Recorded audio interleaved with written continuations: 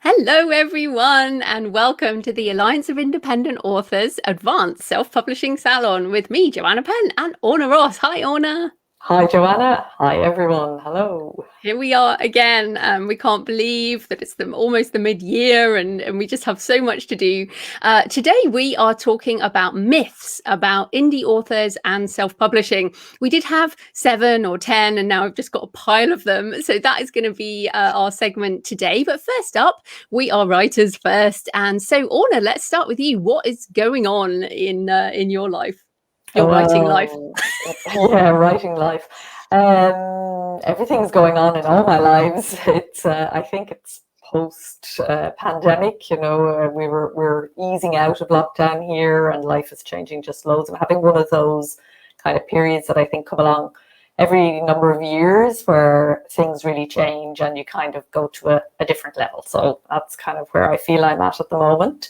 I'm spending the summer away from the city and working in a co-working space for the first time. Our space in Free Word Centre unfortunately closed. We were there for many years and they've moved on. So yeah, and just really kind of enjoying it and splitting out my creative work from my other work in a physical way. So I've always kind of obviously split them apart, but now physically going into a different place to do actual kind of manager and marketeering kind of work, and separately doing the maker work in a little cubby hole. So really enjoying that and moving into audiobooks for my fiction at last. I found a great service where they actually help you to organize the narrators and everything. And so, yeah, that departure as well. So lots happening. Yeah, and it's so funny. And we were talking about this before the show. We are both in co-working spaces. You're actually in one right now, and I'm not. I'm at home. But it's so funny because I did my first session today, and I'm the other way around. So I'm doing my fiction in the co-working space, and then I do my manager maker stuff here, my managery businessy stuff, my podcasting and all that. So and it's so weird going into a co-working space after many years, but my writing cafe now doesn't open at the time I used to write in, and I feel like I just want to get out the house. And of course there are all the various health things in place, but I just felt it was time, like you, I needed to shift up my creative process and get out of a rut. And it's funny because we talked about this like last April.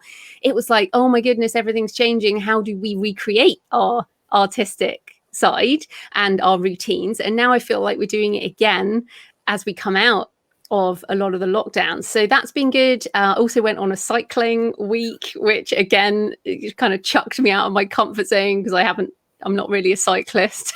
So that was pretty funny. But yeah, I feel like I'm getting back to that creative side, which I feel like really suffered in the winter lockdown here in England. Here in the UK, it's been very difficult. So yeah, I feel like with the sun and the weather and these new spaces, so hopefully everyone listening coming into a new phase wherever you are in the world, I guess.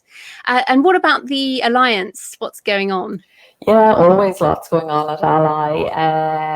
We have these Apple Books webinars going on at the moment, how to sell more books on Apple, and filled up in 5 minutes kind of thing. So they only take 50 people at a time. So do let us know, members, it's member only.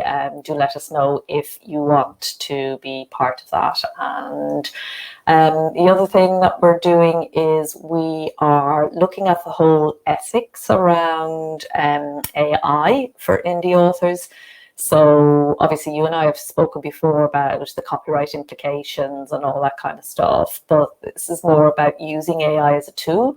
And some authors seem to be really quite uncomfortable with the idea, and others are absolutely delighted to have this tool and waiting for it to get better and better. So we just wanted to look at are there ethical implications in terms of using it? What does it mean? How does it connect to any concerns we might be having around copyright? So we've just put out a call for comments on that. So if any of you who are listening are particularly interested in AI and what it means for our writing process or publishing process, we'd love to hear from you.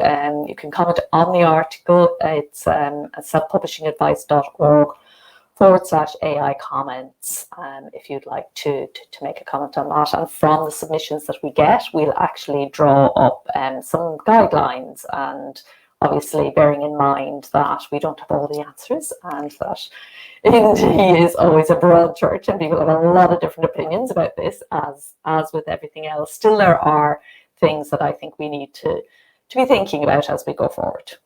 Absolutely. We'll look forward to that. Okay, so let's get into the topic for today, which is myths about indie authors and self-publishing. So we're going to talk about a few myths that other people hold around indie authors, and then also some myths that too many of us hold. So I'm going to start by putting out there a myth that has been around for a long time.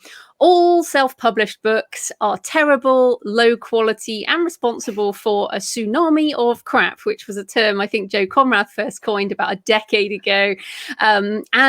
Essentially, all self-published books are terrible. So, Orna, what are your thoughts on that one? Well, it's clearly and obviously untrue, and yet it's held very widely still in certain groups. I mean, readers don't even think about it anymore, and all the things that we said at the beginning about discoverability and how, you know, it's like a big iceberg, isn't it? And yes, there are people putting out books that are less than perfect, shall we say. There are authors who are just beginning their journey and don't really know how to publish, what makes a good book, or even maybe how to write. There's that whole kind of thing. But that can be a learning curve that very quickly is surmounted, and you know, lots of books have been the pathway, poor books have been a pathway to a good book. So what's happening, I think, with authors is very often publishing too soon, perhaps, and drafts going out that are less than perfect. That's one aspect to it. And then, of course, there's all the bot stuff, and there's a whole load of stuff that's really, really awful. But it falls away. It's not important. Up at the top of that pyramid, you've got some fantastic work. And in every age, when there are lots of new people doing things in new ways, there's always an expansion, and what happens is the stuff at the top gets better and better because there's just more of it. And I think that's what we very much see with self-publishing. What are your thoughts on this one? Well, first of all, the tsunami of crap is not just from independent authors. There are quite a lot of really sort of terrible books coming out of traditional publishers as well, as we have seen with many of the celebrity memoirs would be, a favorite category. So one person's definition of crap is different to another person's, and we all have to decide what we want as readers. So we're absolutely acknowledging that there are books that aren't great out there, some of which are written and published by indie authors, many of which are not. And I think that's the point, is that not all indie authors are the same. And this kind of brings us to another myth, and that someone who scrapes information off the internet and puts it up on Kindle is not the same as many of the members of the Alliance of Independent Authors who are committed to putting out quality books, doing the best they can at the point at which they're publishing. And that's a really important point as well. The other thing is, I always find that this sort of devalues the readers. We do have gatekeepers, and those gatekeepers are readers, and readers are not stupid, and we are not stupid. We read a lot of books. I see a lot of crap on when I go shopping for books, which is almost every single day. And basically, I know what I don't want, and I know what I want. And that's what we have to think. Readers are intelligent enough to ignore all of that stuff that they don't want to read and pick up the stuff they do want to read. So let's get more into that indies are all the same myth, because you brought this one up. You see a lot of different types. Yeah, I mean, there's so many different, and diversity has just exploded as a result of self-publishing. So if anything, trade publishing is much more homogenous than an independent publishing. So what we've seen is first of all sorts of different genres emerging, niching down into all sorts of different, tiny niches that we didn't know existed that are super popular once you've got a global audience, and they can be facilitated. So we've got diversity at that level in terms of content, but also, of course, self-publishing is there. I think you can do it. There's nobody kind of stopping you. You don't have to have an Ivy League degree, or you don't have to have anything except the will to actually sit down there and do it. Now, that doesn't mean that absolutely everybody can do it, and obviously there are literacy issues and publishing literacy and all that kind of stuff going on still, and there are still barriers to entry. It's not a complete open door, but it's so much more open. And so as a result of that, you're seeing groups of people whose voices we didn't hear before are coming through loud and clear, and that's having an effect then right throughout publishing. So I think that's one of the most positive things about self-publishing. Is one of the things that I love most about it is just this diversity of voices that it allows. And the other thing about not being all the same is the way that we publish. So again, I think because there is a loud majority who focus on ebooks in KU, a lot of people outside the indie community think that that's all there is to being an indie, whereas actually there's a huge group of people who do things in very different ways, from the people who do, say, the print only zines, which are these little chapbooks of things which are very creative and often very visual as well. Poets, for example, do a lot of these types of things that don't necessarily even exist in digital form, that are a physical object only. We've now got a growing number of people doing crowdfunding to do beautiful books in all different ways, and now the new form of crowdfunding, which you could say through NFTs on blockchain, which is the sort of emerging way of doing things that is crossing over from the digital to the physical realm.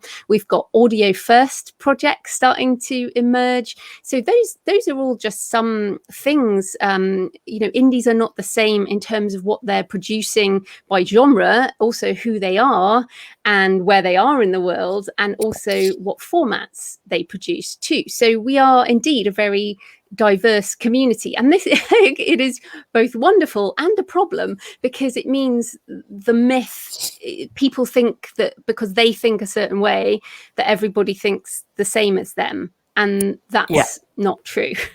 And I think particularly when it comes to the publishing aspect of it. So sorry, that's just made your audio worse. Whatever you just said. Okay, yeah. Somebody said that it's distorted. I don't know why. No, yeah, it's better where it was. Yeah, okay. Sorry if it's distorted. That will just be on the video, so we'll edit that out for the audio, hopefully.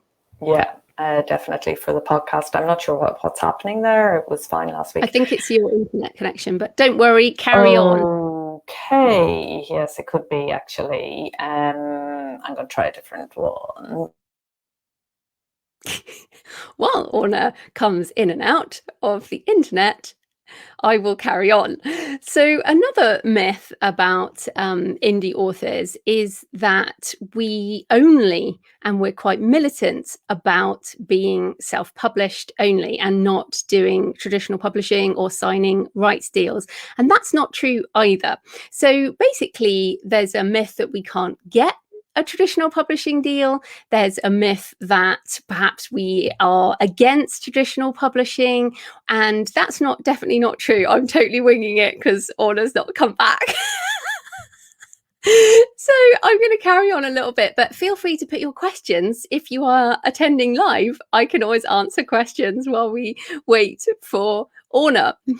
Okay, so I'll come back to some of the myths. So just on licensing rights, essentially lots of indie authors are now licensing rights. So for example, I license, and she's back. I've been totally winging it. We just have to edit all of that out. I'm so glad you stayed there. I have changed my Wi-Fi, which it wasn't supposed to cut me off, but I think should be delivering a better sound, hopefully. Not really. That wasn't worth it. Okay. Where were we? So I had just talked about indies are not all the same. you might have had a comment, but I was kind of moving on. So Okay. I'll just start again. So, because we can cut this out. Yeah, we can cut this out.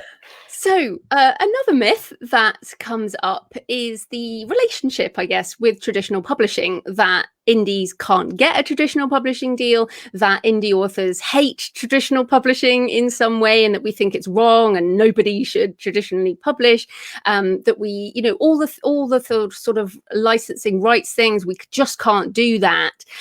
So why is that a myth, Orna, and what are the different things that authors are doing in this space? Yeah, this is one that actually drives me crazy, because I come across, it's obvious to everybody that indies are publishing ebooks, print on demand, audiobooks, and doing extremely well, because you're seeing that in the sales on the platforms. It's undeniable, but we're not seeing behind the scenes so much indies who are selling, doing licensing deals and doing other kinds of deals that traditionally have only been possible for trade publishers, and that a lot of people think still isn't possible for indie authors. So even the concept of kind of hybrid author, I have a real problem with, because I think indie author describes that perfectly. Sometimes we'll self-publish. Sometimes if somebody comes along with a nice deal, we'll take that, if it's a good deal and it works for a particular book at a particular point in time. Being an independent author means doing that. It means meeting a rights buyer with your business hat on, and trashing out a deal. They'll be working on their behalf to get the best deal possible, and you go working on your behalf to get the best deal possible, and it's called negotiation. So these are skills that indie authors are now gaining, and we are seeing a big difference in terms. This is something that people weren't thinking about at all, I would say 5 years ago, or very little. When we wrote a guide to it, it hardly sold, that guide then.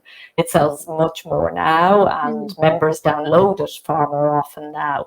So yeah, there is nothing to stop an indie author from pursuing rights deals, and indeed, once you achieve a certain level of visible success, and this doesn't happen so much for those who sell direct, but for those who are very visible on particularly on Amazon, you'll just get the rights buyers coming to you, wanting to talk to you.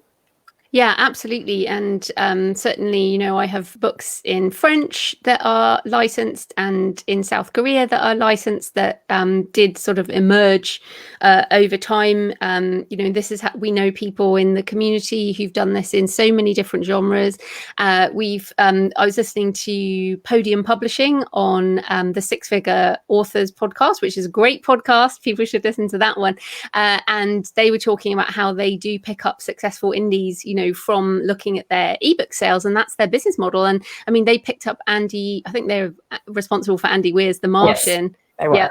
Audiobook, which obviously, and now his sequels come out and the movie and all of that. And Hugh Howey, another one, has just announced that his Wool, this must be a decade after Wool, came out as a novella originally. He expanded it in an ebook. He got a print only deal, and now it's been picked up for a second lot of movie rights and will be on Apple, I think, and TV. So this has taken a decade, but Hugh's a good example of someone who's kind of moved one piece of IP through lots of different processes outside of where he started.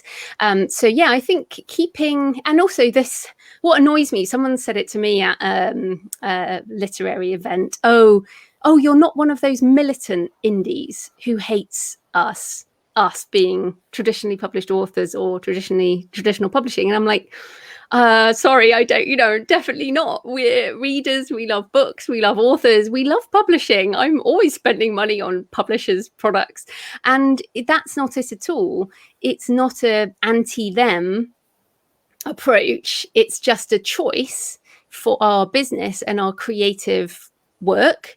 And as you say, we can choose to work with different partners, some of whom might be publishers over time. So I think probably 5 to 7 years ago, there was a sort of militant arm, but I don't think that's so true anymore. I think a lot more indies are open, and a lot of traditionally published authors are coming into indie as well. Absolutely. But what does drive me crazy is an assumption that you are indie because you couldn't get a trade deal, because very often the deal isn't worth the paper it's written on. I mean, I have yet to sign, I get offers, but I'm not signing any of them because they're, you know, it just doesn't make sense. It doesn't add up. So, you know, I think also when Hugh did his print-only deal back then, it was huge in the sense that it was the first that people had heard about, and not that it was such a huge deal, it was a good deal, but now it happens all the time, you know, at a small level as well. You see people who say, okay, I can't be bothered doing print, and POD isn't even, you know, worth it. I would like to work with a small indie publisher who will put my book into bookstores. And not because of the money, because the money is rarely good in that model, but because I want to be in bookstores. That's something that indies want. I think that's the biggest thing of all. Whatever it is you want, whatever your definition of success is, there is a way to do it as an independent author. It doesn't mean that you give up your independence because you choose to do one thing or another, and it certainly doesn't mean that you couldn't do something else, and this is some kind of poor second best, and for many people it's the absolute opposite. Yes, definitely one of my business choices from day one. But one of the things that also really annoys me, I hear so much, is all you do when you're an indie author is marketing. Like, that indie authors just do marketing, whereas we traditionally published authors, we just write. We only have to write. And I'm like, so I have something like 32 books at this point, and I've been an indie for a decade. And Lindsay Baroka put out a tweet the other day. She's written over 80 books in her decade of, and they're like epic fantasy, sort of 120,000 word each.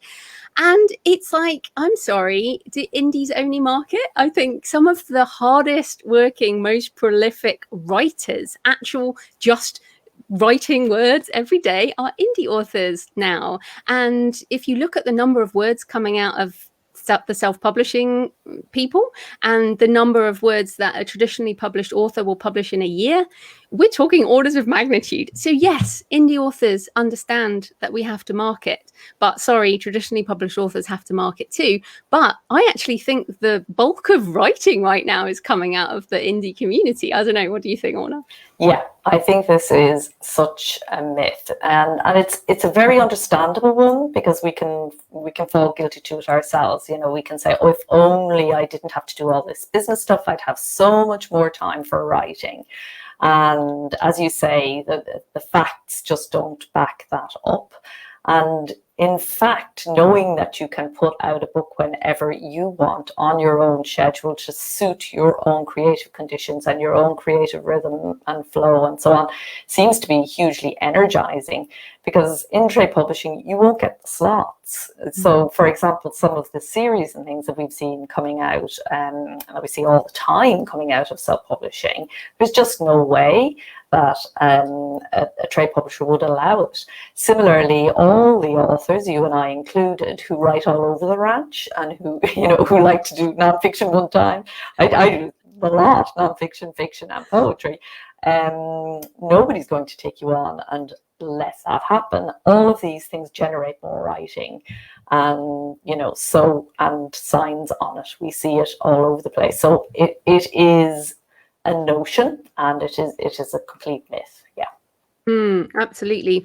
And then okay, so one of the other things, and I thought for years that anyone could be a successful indie author, and I've now come to the conclusion that that is a myth, because I actually think, you know, this sort of myth that, oh, you just upload a book, MS Word document to Kindle and you're a successful indie author. This is a myth, and unfortunately it's quite a damaging myth for early stage indie authors. But I equally think there's a damaging myth in traditional publishing, which is if you get an agent and then if you get a book deal, you will be successful as a traditionally published author. So I think there's these early stage myths that can lead you into some disappointment. But all you really need to do at that point is learn the skills to move to the next level.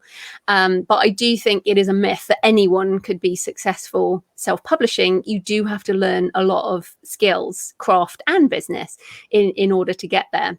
Any more on those myths?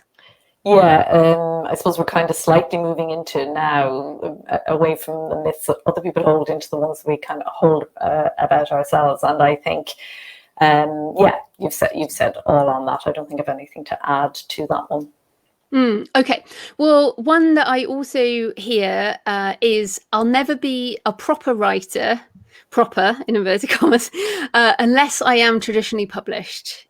So what do you think about that? Because I have been traditionally published in other languages, but not in English. But you have come out of traditional publishing.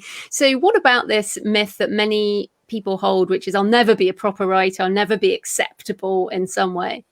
It's a myth. It's absolute for all the reasons that we've been talking about already. But again, I think some of these myths are kind of understandable. There's always the thing that you haven't done is something that you want, isn't it? And you assume you don't see the downside. It's the faraway hills are green kind of thing. So, and because trade publishing did have such a grip on the whole publishing sector for all of the 20th century, and particularly intensely towards the second half of the 20th century, then self-publishing came along, and it's a whole kind of new way of doing it.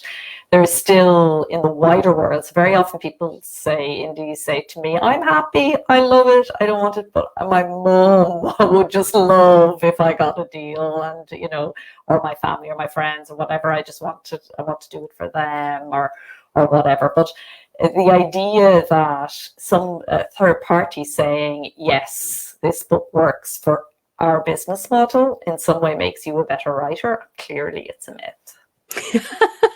Well, but then I would counter on this, which is when there are myths that we hold, we have to change them with empowering stories and kind of rewrite the myth in some way. So I think this I'll never be a proper writer is the need for validation.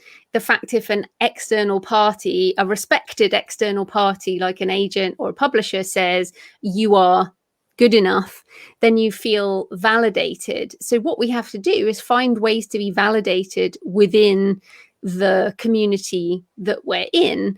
And I guess a common one is book sales, a common one is income, reviews, emails from happy readers, which means so much. I think we can all agree. What are the other ways, Orna, that we can counteract that myth?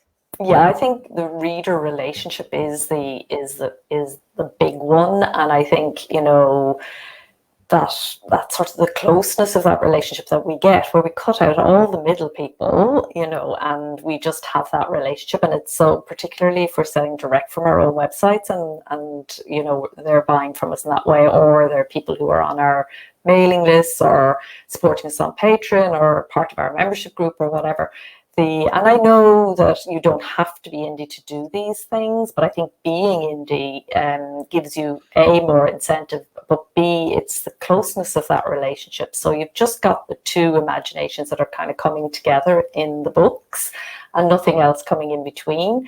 And because then that's reflected in covers and it's reflected in other aspects of your publishing and your platform, how you put yourself out there, how you talk to your readers, how they talk to you, how accessible and open you are, you know, all of these things are much more evident on the indie side. And I think that's where we get our validation. Our readers are the people who get us and get what we're doing, and you can forget about everybody else. And I think it's a far more stable and scalable. Also, it can grow rather than, you know, somebody else's decisions very often deciding that actually, you know, your readers fall away because somebody else made some kind of call that you had nothing to do with. And I personally found that very, very frustrating. Yeah, or when I've met several traditionally published authors who were huge, like back in the 90s or something, and then they're let go, things change, and they don't have any way to contact the readers or any ownership of the series that they used to write. And it's like, whoa, okay, things change, and we'll come back to that in a minute. But into something else I find difficult in the community, and one that I definitely believe that I had to tackle in myself, was this idea that certain genres are worth more or worth less than others, and that it is better, again in inverted commas, to write certain genres, and less worthy or less important to write other ones. And classically, the genre that is the least appreciated in traditional publishing, which is romance, is one of the highest earning and most sort of voracious readership amongst indies. And so, I learned when I met all the romance ladies back in the 2011, 2012, I was blown away by how far ahead the romance community is, by the amount of money they were making. I was like, whoa, okay, why is traditional publishing so down on this incredible genre that basically powers so many other genres? Because romance, let's face it, underpins the world, and all the other genres, it appears in different ways. So I hate this. This drives me nuts now, and I will stamp on it when I hear it, which is this sort of stigma in writing certain genres. So what do you think, Orna? And like, why is this still so endemic amongst writers? Like, what's more worthy? Yeah, I really think this comes out of trade publishing, but not only trade publishing, also authors themselves. So, people, literary fiction is valued because, and those kinds of genre, heavy political books, or literary nonfiction, creative nonfiction, all that kind of stuff, more than genres that sell much more, and that has always been the way. But I think it's purely down to the fact that that's what people who work in publishing like to read, and therefore they literally value that genre more, because that's their own kind of reading. And huge numbers of, you never know what is a great book until time passes or it crosses borders. Really, you need to kind of get it out there. Certainly a book that isn't appreciated by a lot of people is rarely great, and most of the literary fiction of the last 50 years is nowhere to be seen now. And genre books that are incredibly amazing stand the test of time, and stand the test of crossing borders. So yeah, it is kind of snobbery, which it is, really drives me completely crazy. And you talk about the ability of the romance writer to engage their reader, and they're such, everything new that has happened in indie, it's been the romance writers who have kind of broken those barriers. But it's the same in trade publishing. They completely and utterly underwrote all those other books that got big advances that went nowhere. But without getting any of the credit, and without getting any, they're hidden down the back of the shop, or not even visible at all. And so, yeah, it's an absolute. Is it a myth, or is that even the right word for it? Well, you put this under. I think I put it in under myths too many of us hold, and the myth that some genres are better than others. That for some reason, you're a more worthy writer if you write some kind of genres. I still think it definitely pervades the community. I spoke at another online summit recently, and someone started saying this. It's a combination of the tsunami of crap thing, and the intimation by another author was that the tsunami of crap was all the genre fiction. And boy, I stomped on that quickly, especially because I write genre fiction. And I don't write romance, but lots of us write other things in genre fiction. And so it kind of stunned me that someone on the one hand could be so pro indie, and on the other hand so down on certain genres. So what we're trying to encourage you all listening is to kind of be open-minded and celebrate everything that everyone is writing, and put half of the point of being indie is let it fall where it may, and there may be a readership, there might not be, but that's not for you to judge someone else's choice of creative output, I guess. And also that every genre is a genre. Like the idea that this is genre fiction and this isn't a genre, but it is it's just a genre for different readers. It's just not called genre fiction, it's called literary fiction or whatever. It's just a different label. Everything is, of course, we have our preferred genre. We have what we like to read. That's a different thing. And, you know, that I think is, again, what is fed so very well by self-publishing. But yeah, the idea that one genre is superior to another is the same sort of hierarchy that says one person is superior to another. It's nonsense. Yeah. Absolutely. Oh yeah, and someone's just commented about Stacey Abrams, who's writing. I think she's just she has written some romance. I think her latest deal is on thrillers. She is, I believe, she's the politician out of Georgia in the US who has done an incredible job in the political sphere and is proudly writing genre fiction. Like, what a woman! She's doing. I'm pretty sure that's the right person. So that's brilliant. Okay, so. Another myth that's a sort of business money thing, which is authors can't make money. This isn't just about indies, you know, authors can't make money, income, you know, cost matters more than return on investment, like lots of myths around money. Now, Orna, you've been doing quite a lot on creatives and money. So why don't you talk about that? Yeah, I'm always super interested in the myths we feed ourselves and in how they can limit us, and, you know, in challenging the things that you find yourself saying to yourself. So, you know, I get all the time this assumption that authors don't make money. People will say to me, well, you know, you can't make money writing books, you can't make money self-publishing books. Poets never make any money, I hear all the time. Wrong, because they do. They can, not only can they, but they do, and they're there, and it's happening, and it's right there in front of you. And if you hold that belief, then you're not actually allowing it to happen for you. So it's really important that we challenge.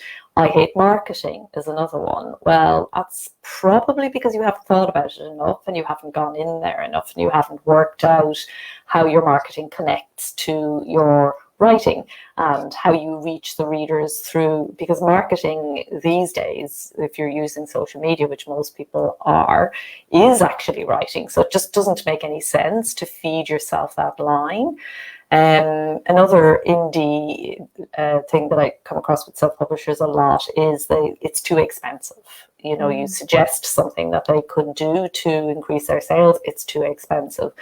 But expensive isn't what matters. It's a myth that anything is expensive, actually, if the return on investment warrants it. So we shouldn't ever be looking at the pure cost of something. We should be looking at the plan we have, the money plan we have, and whether we can make that money back with some more money. And then it's something quite different. Another one on the business and money front is that your business income is your income. So, you know, a lot of authors don't have a business head and don't really understand how business works. I didn't when I started. I hadn't a clue. I shunned business. Business was not me, and all of that kind of thing. And I thought, you know, when I saw money coming through, I didn't differentiate between that and actually paying myself a salary out of, you know, and that's my income. Everything else it belongs to the business. So yeah, there are a lot of myths that we feed ourselves that are not helpful for us. Yeah, so as we come to the end, there are lots more myths, but we don't have any more time tonight. So I just wanted to round up by saying part of the reason we talk about these myths is so that we can recognize them. And what we want you to do is potentially identify the myths that you have around self-publishing, around you as a creative, maybe around money, and listen out for things that other people say so that you can recognize it. Because so often someone will say something and we react emotionally. And I know, like, that stigma of the stigma sort of self-publishing can still affect people emotionally when they know that it's a myth, and then to really just take action on trying to change the myths, particularly that you have around yourself and around the community. You can't change other people's opinions, to be honest. All we can do is live in a way that demonstrates the myths are wrong. So create brilliant books, high quality in whatever genre you want, and be a happy indie by choice. Like all these things we can do to bust the myths and hang out in communities like the Alliance of Independent Authors, where people are myth busting all the time. Orna, any other tips on busting myths and getting out of that? I think the ability to recognize your own self-talk, and to catch yourself and to hear it. And very often when we're feeding ourselves a myth, we kind of know it's not true, then going one level down as to what we're really kind of thinking. So sometimes, it's I hate marketing, but what lies under that is actually I'm afraid to put myself out there. That's just an example. So, first of all, hearing yourself when you're saying these things to yourself, hearing other people, and then having that conversation that kind of goes a little bit deeper, because our work is fascinating. We're not just writers, we're publishers as well, we're business people as well. We're growing like crazy all the time, challenging ourselves creatively and in every sort of way. And sometimes, just recognizing that and really going for it, that's when the myths dissolve or get exploded. Yes, let's bust the myths. Fantastic. So next month, we are doing a really interesting topic. We're going to talk about the nimble advantage, indie authors in an era of accelerating change.